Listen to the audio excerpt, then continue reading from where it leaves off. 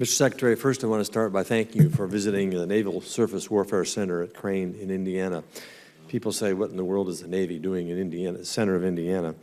But as you found out and has expressed to me, that's a little gem out there. Not so little, but it's a gem out there in terms of electronic warfare, special missions, a whole number of pretty cutting-edge stuff that's important to not only the Navy, but the Marines, and Army, and Air Force. So we thank you for that visit, and I would extend that to Admiral Greenert and General Amos, because what happens there affects both of your services. So, and we'll throw an Indiana University basketball game in if we can get our timing right. I'd be happy to travel with you for that visit. But that really doesn't go to my question. My question is this. Shortly after the conclusion of Desert Storm 1, I was flying back from Indianapolis with then Secretary Cheney, and we spent the entire flight talking about how the history of Congress support and military readiness has gone through the ups and downs of post-conflict drawdowns. And I asked him, and this was in response to a question I asked, is what is your biggest challenge now that we've had this success? And he said, avoiding hollowing out or drawing down too fast, too far. That's the biggest challenge in front of me. And you go all the way back to World War I and the hollowing out afterward and the cost that it was to our country to rebuild, to be prepared to address World War II. And then following that, we thought we'd solved the world's problems, and Korea came along, and following that, Vietnam and Desert Storm and so forth. And it just seems like, well, I guess I just really reacted when General Amos, when you said history has shown it's impossible to predict the how, when, and where of what might come next, except history tells us it's coming somewhere, and to be prepared. So my question is this. The military has stepped up to the plate relative to nearly $500 billion of cuts over a 10-year period of time. And you discussed some of that in terms of how we get there. My concern is the potential impact given the kind of conflicts that we can potentially predict in the future, but there's always the unpredictable.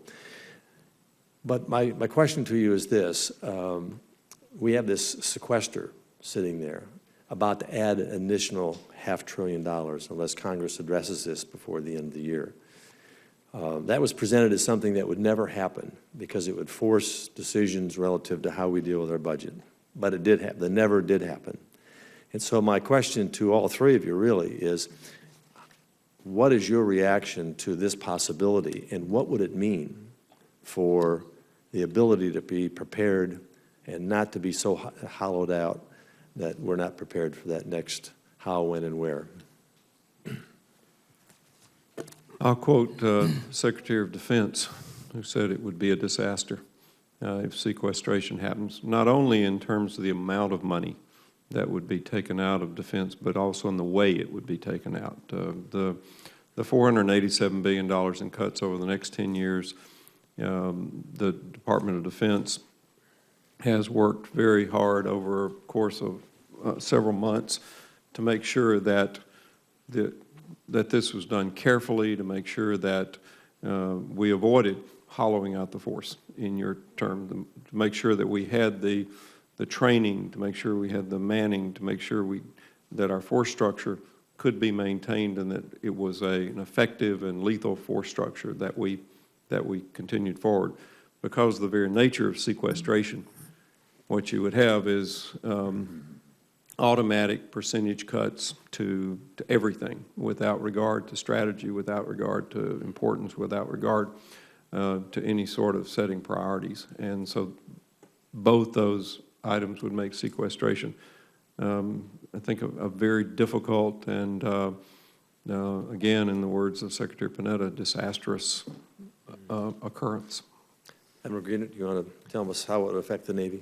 Sir, the way, as Secretary Mavis said, you know, this going into each and every account, we would have to prepare for such a thing probably a few months ahead of time, and I'm just talking about the mechanics of trying to figure out how to recoup pay so we can pay our people, pay our civilians, then get contracts, which would, I assume, we'd be in breach because all of a sudden there's no funding for commitments that we've made, the federal government has made. And so my point is we would have our people distracted for months just to do the execution of such a thing, to meet the requirements that the federal government is held to. And that bothers me a lot. I mean, we talked in the past about, when we've had a threat of a government shutdown and we stopped everything for a few weeks to prepare for such a thing. This would be that, to the nth degree. And so I think that is just really not understood as I sit down and think about just the mechanics of this. The amount, we need a totally new strategy for an amount of this kind, and we cannot never do what we're doing today under those kind of funding. We need a new strategy as our bosses have testified.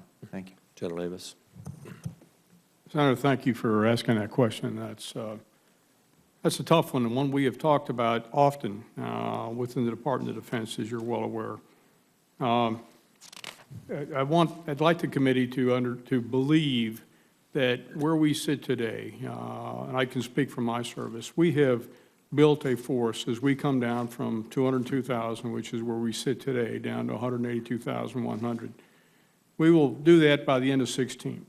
That force will be a very capable, it will be anything but a hollow force. That force will be, the readiness will be high, the manning will be high, the equipment readiness will be high, so that force that we have built with this Budget Control Act is anything but a hollow force. So I want to allay any fears there.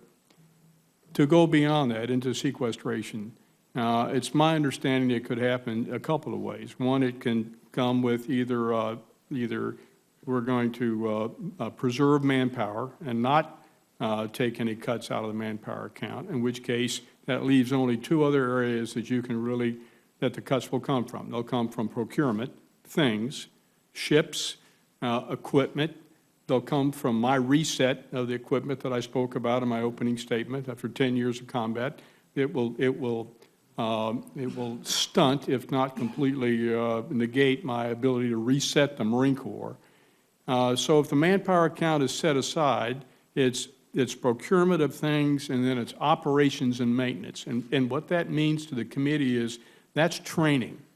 That's the ability to go to, in my case, 29 POMs, to go to the ranges in the Philippines to train with the Philippines, to be able to train with the Australians, to be forward deployed and forward engaged, to buy fuel, to buy ammunition, to buy the kind of equipment that we need to train with. So training and readiness will become what I consider to be almost a recipe for a hollow force if we end up in sequestration. If you leave manpower in it and you say we're going to just take a percentage cut across manpower, operations and maintenance, and the procurement of things, then you're going to end up with a force that is significantly less dense than the one we have today, and what that means is less capable. We'll have to go back in, redo the strategy, because the strategy that we've developed for the last 6 months is a strategy based on the current budget.